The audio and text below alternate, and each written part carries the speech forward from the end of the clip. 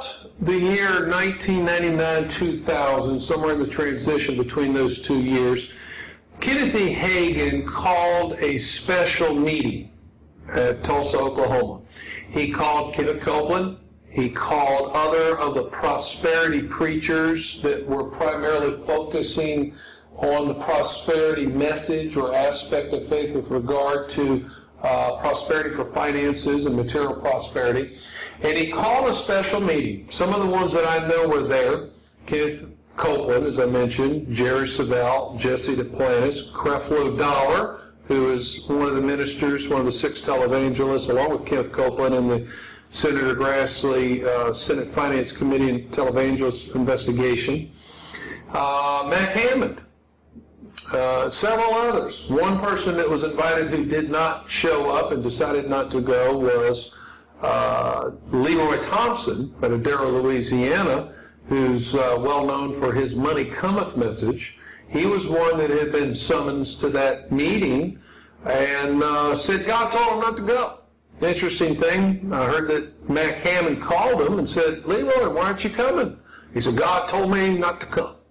So that's interesting. God told me to call you and tell you you're supposed to be there. One of us has got a problem.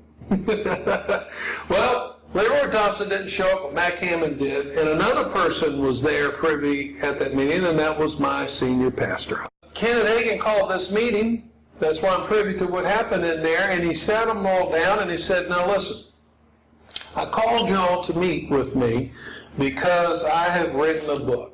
And he held up, I don't know if it looked exactly like this at the time, but he held up this book. It's called The Midas Touch. The subtitle is A Balanced Approach to Biblical Prosperity.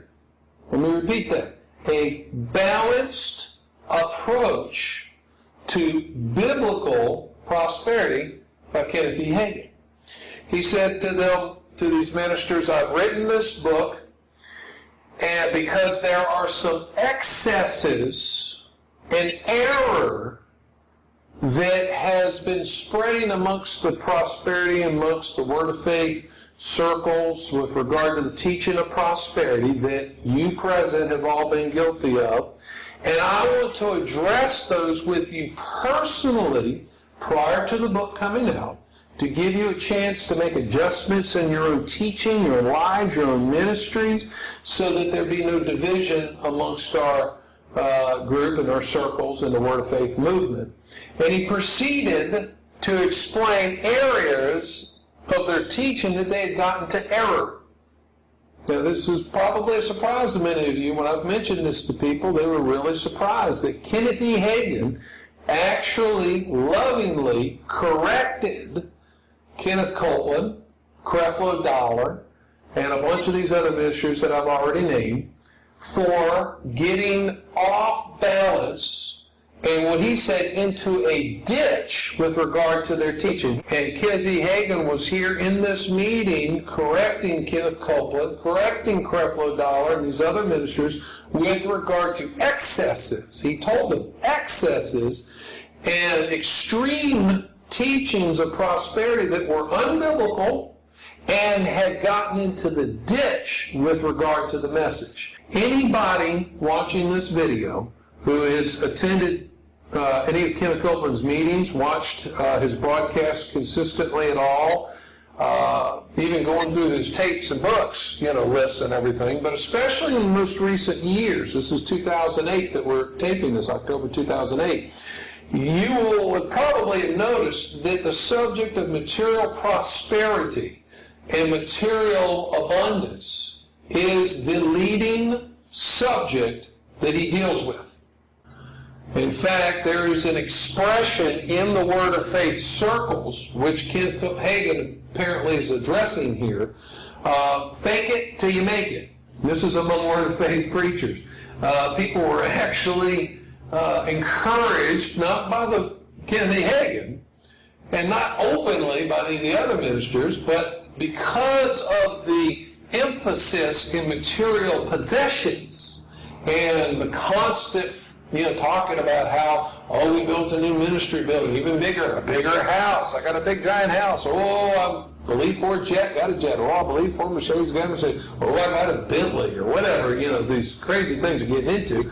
Because of the constant, they're always dressed in, very expensive suits, gold watches, gold this, gold that, diamonds, you name it. Because of that type of emphasis, younger ministers coming up in the ranks were actually running up credit card debt and other debt to look prosperous, as the expression goes, to fake it until they make it. What were they doing? Wanting to look prosperous so they get more preaching doors and bigger offerings, and once they've been and pay off the credit cards, I guess, later. Brothers and sisters, that's ungodly. That is ungodly. That's a sin.